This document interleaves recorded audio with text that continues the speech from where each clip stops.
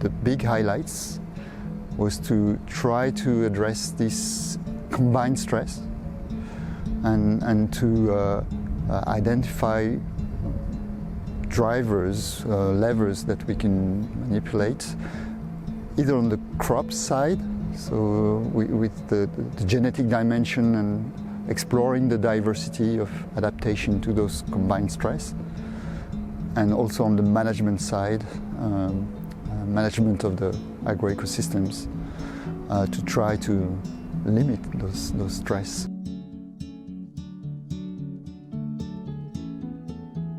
This work package has the aim of delivering the data management and crop modelling for the project. Work Package 1 has been charged with delivering three main outputs. First, produced a collection of standard protocols for the project which are available to all members to use and update as the project develops. Second, we have created a data collection template to collect, mine and harmonise data from the project and deliver an open data set required by the data management plan. Third, we will use the data to parameterise novel crop models that will allow the prediction of the impacts of climate change on SolACE crops in a European context and see the potential impact of SolACE innovations on these outcomes. One of the key challenges has been getting data into the harmonised format from all the partners for use in the modelling exercises, but we have successfully engaged with stakeholders to set the scenarios for which the modelling will test and trained some SolACE colleagues in modelling techniques along the way.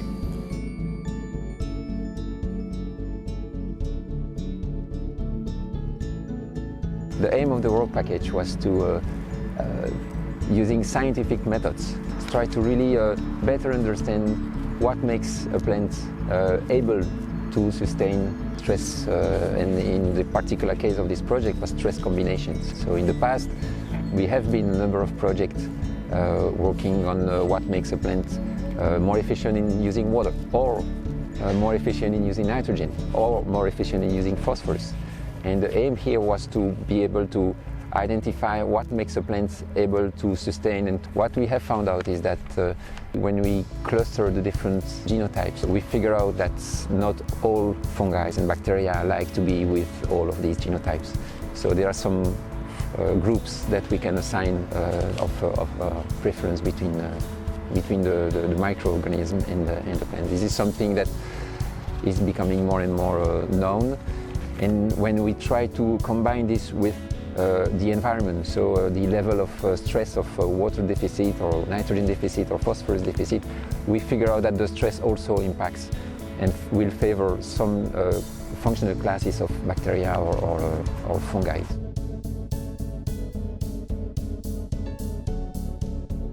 The key aim of Work Package 3 was to assess how different agro-management practices influence plant resilience to combined water and nutrient stress, and also how these plant traits relate to below-ground diversity and functions.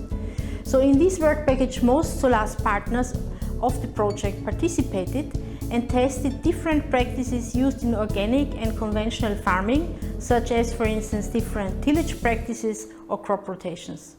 And these practices were tested in numerous field trials with bread wheat, durum wheat or with potato. Our field partners analyzed how these practices influence yield and especially wanted to see whether stress resilience is improved. Another approach included the use of genotype mixtures. This approach was developed and tested by the partner INRE with durum wheat and demonstrated to be very promising in regard to improving drought stress or in general stress resilience. An important objective in this work package was also to link the above ground plant traits with below ground diversity, so mostly microbial diversity. And here primarily FIBEL, AIT and UCL assessed in very much detail the diversity and functioning of soil and plant microbiomes and established the links to plant traits.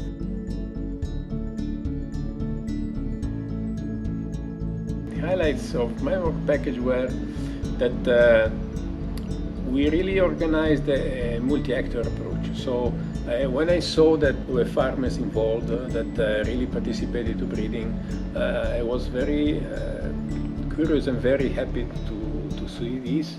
I would say that the most important outcome is that we have genotypes. So it is not common in an European research project that you finish the project and you end up with the project and you end up with the genotypes. So we have new genotypes, new hybrids, but also we have new varieties that came out from the selection.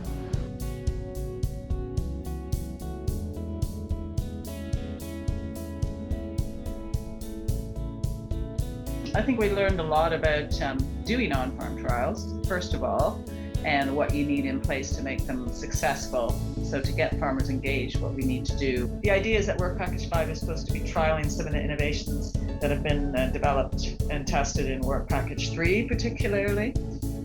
So that's why the inoculants, for instance, were developed in Work Package 3. There's also been work with decision support tools to help farmers make decisions about how much fertilizer to apply. There was work with the genotype mixtures. Quite a few of our farmers are also looking at reducing tillage intensity, so more like conservation tillage approaches. Looking at changing the rotation, that's another one that was quite popular in Work Package 5 among the farmers, looking at rotating a cereal crop with a grain legume. There was a whole diversity of innovations that we tried.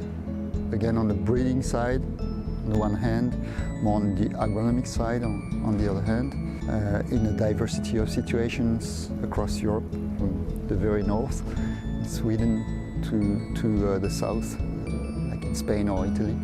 And an important thing in this project is being a multi-actor project, was to think about these different innovations, sharing points of view of the scientists on the one hand and other actors, especially farmers, about what would be the most relevant innovations in these different contexts across Europe, in different contexts also in terms of farming systems, because we've been covering organic farming systems, conventional systems, conservation agriculture. So yeah, and so reduced tillage was one of the management innovations we were testing.